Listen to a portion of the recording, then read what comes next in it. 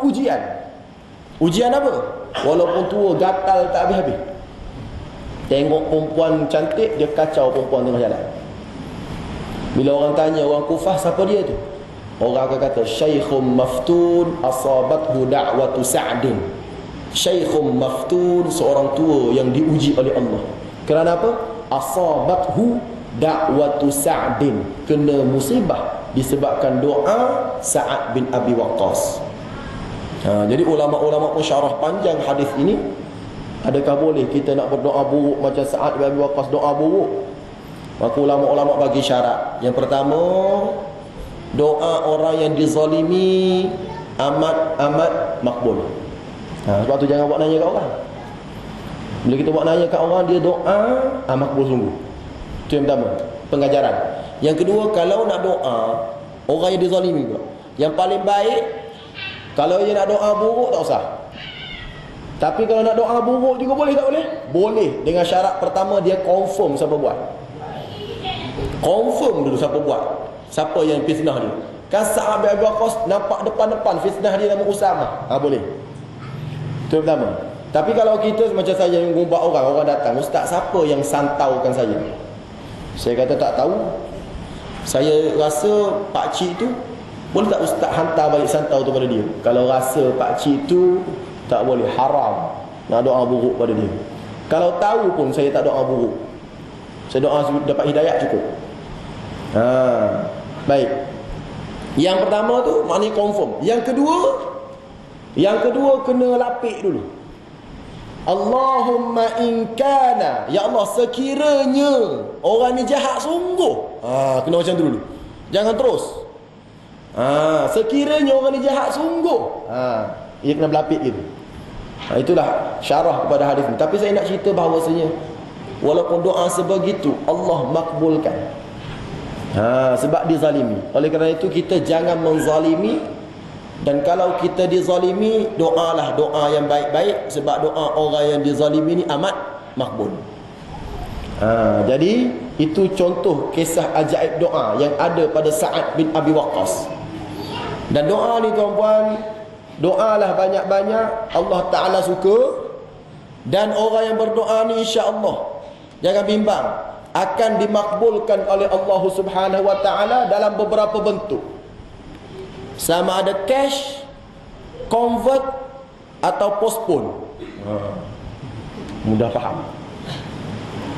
Doa makbul cara cash. Ya Allah, ya Tuhanku, aku nak duit 1 juta. Contoh minta.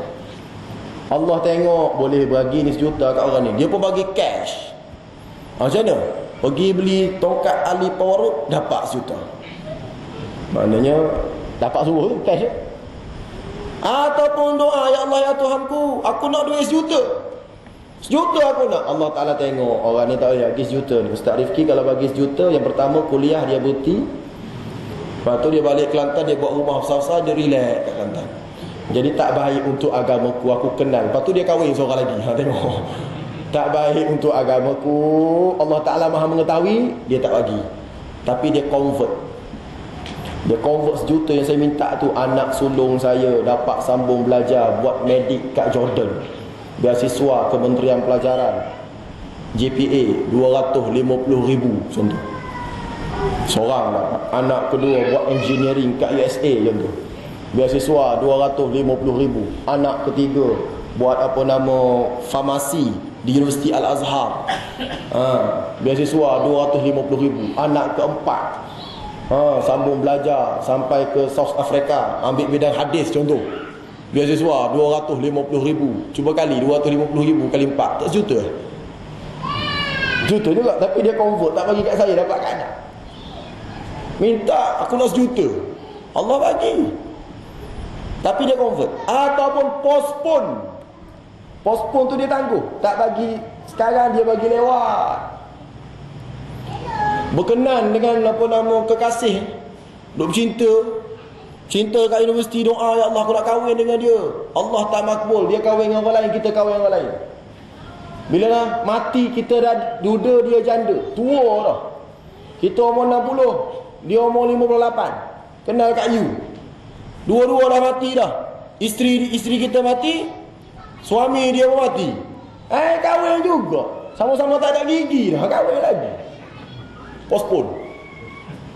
Ataupun dia tak bagi kat dunia, dia bagi kat akhirat, dia tukar. Dia tukar. Nak kahwin ramai kat muka bumi, minta nak kahwin ramai, Allah tak bagi. Pergi depan multazam gini. Bawa isteri, pergi haji. Ya Allah, ya Tuhanku. Nak sebut takut bini Allah. Depan multazam, ya Allah. Isteri tanya, apa bang? Diam-diam. Allah tak makbul, Allah tak bagi. Akhirat dia bagi bidadari lagi ramai. Nampak? Jadi maknanya pelaburan kita dalam doa macam-macam mana pun tak rugi. Tak rugi. Oleh kerana itu doalah tuan-puan. Inilah senjata umat Islam. Senjata doa. Dan doa-doa ni antara yang boleh kita ambil tips doa makbulnya, antaranya kita doa daripada ayat-ayat suci Al-Quran. Doa daripada ayat banyak-banyak Rabbana, Rabbana, Rabbana tu kan. Okey, itu tips tu ada. Banyak Rabbana. Satu, kita dapat pahala doa. Satu, kita dapat pahala baca Quran. Kemudian saya nak bagi contoh hebatnya ayat suci Al-Quran kan. Seorang sahabat datang jumpa Rasulullah SAW. Hadis ini riwayat Al-Baihaqi, Kitab Dalailun Nubuwah, juzuk ke-8, muka surat 190. Baik, dia cakap apa? Apakah kelebihan ayat Qul ud'ullah aw ud'ur rahman ayyamma tad'u falahul asmaul husna sampai akhir, sampai habis surah Al-Isra. Dua ayat terakhir surah Al-Isra. Bila tanya Rasulullah SAW jawab, amanum minas saraqi, selamat dari kecurian. Selamat daripada kecurian. Sahabat yang bertanya Rasulullah sebegitu, balik bila nak tidur, dia baca Qulillah wa ar-Rahman ayyamma tad'u falahul asmaul husna sampai habis. Kemudian dia tidur. Ketika dia tidur, datang pencuri masuk, ambil barang-barang dalam rumah dia, ambil iPad dia, ambil Samsung Galaxy dia. Tak apalah, zaman dulu tak ada kot. Ambil, letaklah satu bekas. Letaklah satu bekas. Bila keluar, tak boleh keluar. Dalam hadis tersebut mardudan. Mardudan maksud dia tergostan lah. Nak keluar kat pintu tak boleh. Nak keluar tak boleh. Fawada'al karah. Dia pun letak bekas tu, barulah dia boleh keluar. Maka senyumlah tuan rumah. Tuan rumah kata, inni ahsantu dari biqulid Allah. Aku pagar rumah aku, benteng rumah aku dengan ayat qulid Allah. Nak cerita hebat. Sebab tu mungkin lah ni, saya tak tahulah, mungkin ustaz-ustaz, ulama-ulama dulu yang ada kebun-kebun, orang pergi curi pisang tak boleh keluar daripada kebun ni, mungkin dia baca ayat ni. Saya terima ayat ni daripada seorang pengetua di Kelantan, Al-Fadhil Ustaz Ghazali. Saya pergi ceramah di sekolah dia, lepas tu saya makan bersama dengan dia. Dia pun, saya nak ijazahkan pada awak satu amalan. Dia pun ijazah kepada saya amalan tersebut, tanpa dia bagi tahu ambil dalam kitab mana. Dia tak bagi tahu ambil kitab mana. Waktu tu saya umur lebih kurang dalam 25, duk mengajar kat sekolah tahfiz.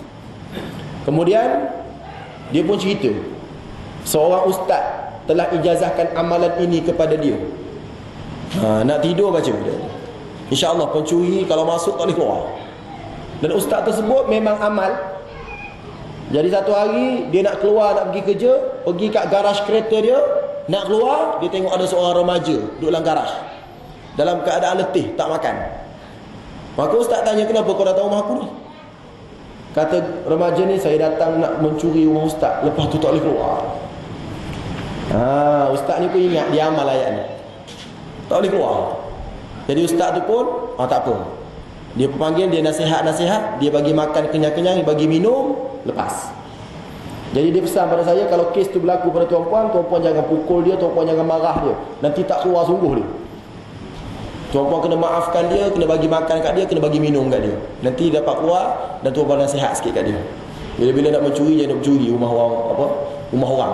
Tak kira lah ustaz ke tak ustaz. Ni, maknanya nak cerita bahawasanya Allah makbulkan ayat suci Al-Quran. Qulillahu wa Rahman. Apa yang Nabi sebut zaman dahulu bukan setakat berlaku zaman Nabi, bahkan berlaku juga zaman sekarang. Mungkin tuan-puan kata, sahabat Nabi makbul sungguh. Kita siapa? So saya cerita yang berlaku sekarang.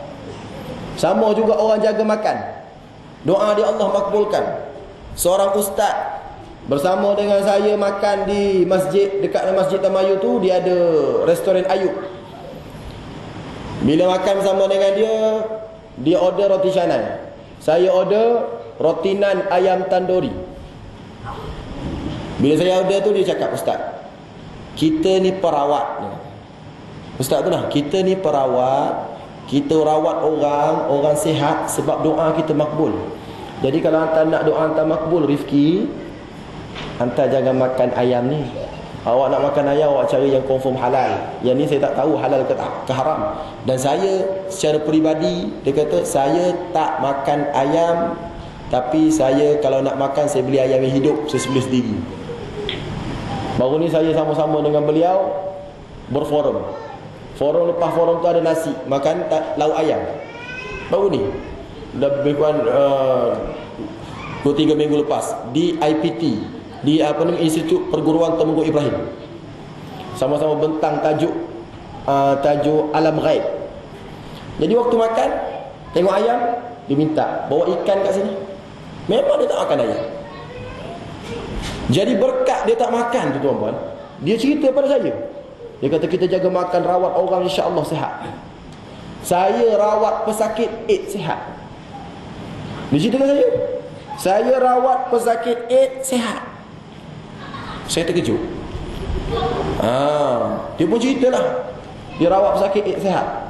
Kemudian saya pergi ceramah di sebuah masjid, saya cerita apa yang saya cerita tadi.